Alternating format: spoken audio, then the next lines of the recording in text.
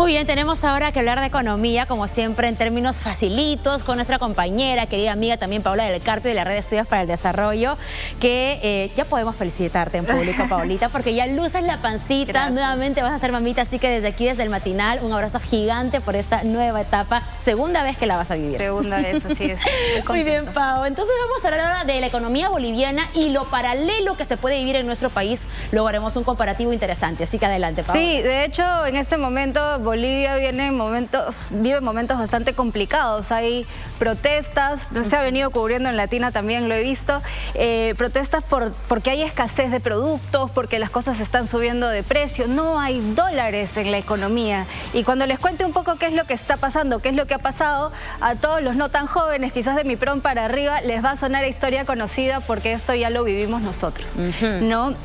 Lamentablemente, Bolivia, digamos, confiado en ingresos que se basaban en la exportación de gas en un momento de bonanza, de altos precios, ha tenido un modelo en el cual ha gastado sin medida y sin fijarse en cómo van a comportarse esos ingresos en el tiempo, porque uno piensa a veces que los ingresos son eternos y así no es la vida. Entonces, pasa en Bolivia que hay subsidios a los combustibles, altas planillas, todo lo que ya hemos conversado de nuestro propio país y también que hemos hablado de Argentina en algún momento. De acuerdo. ¿No? Gastos muy fuertes para ingresos que ya no están ahí, ¿no? En este momento el gasto público es el casi 40% del PBI en Bolivia. Nosotros estamos 15 puntos por detrás de eso y ya estamos diciendo que tenemos que detenernos un poco en tanto gasto que estamos nosotros. Entonces, solo para ponerlo en contexto, ¿no? Ellos tienen un déficit fiscal que lleva más de 11 años súper elevado, sin contar la pandemia, porque todos los países tuvimos déficit fiscal elevado en la pandemia. El promedio ha sido de 6.2%. Y para recordarles a todos, nosotros ahorita estamos en una batalla, digamos, de economistas. ¿Cómo hacemos para reducir ese déficit que no llega, o sea, que está entre 2 y 3, ¿no? Y decimos, no puede ser tanto. Y esto está en 6 promedio de un número largo de años. De acuerdo. ¿No? Y esta parte que quizás es que no se entiende tanto, pero es bien importante. Sus reservas internacionales, lo que tienen ellos en moneda extranjera, en oro guardado en su banco central, es muy chiquito, 3.8% del PBI.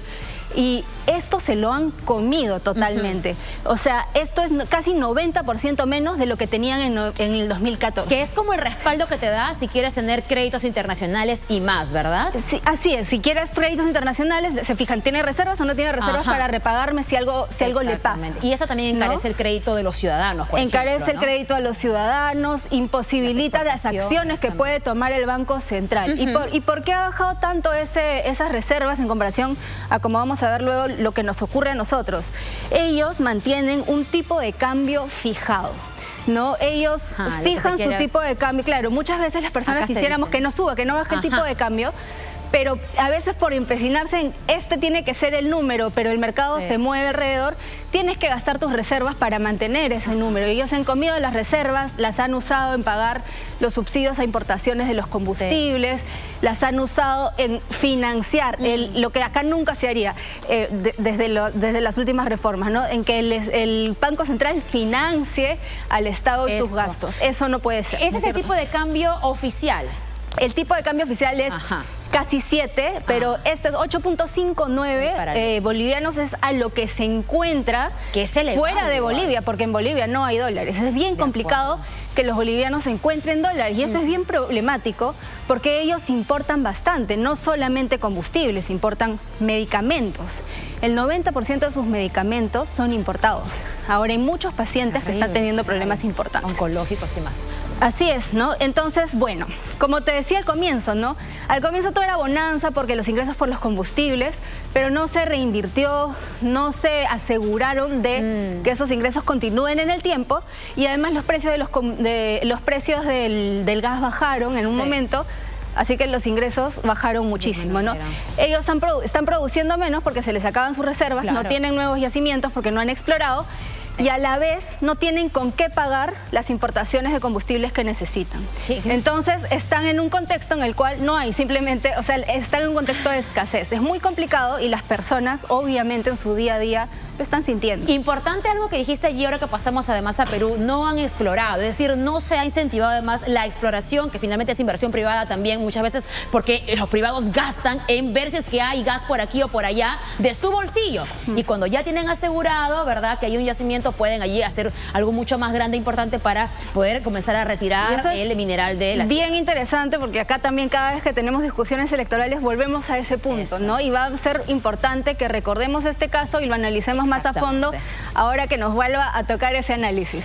Pero bueno, ¿qué pasa en el Perú? ¿Y qué ha pasado en el Perú? Como les he contado varias veces ya, esta historia que estamos viendo en Bolivia no es ajena a nosotros, es parte de nuestro pasado y ese pasado nos ha enseñado cosas que nos ha llevado a tomar medidas fuertes.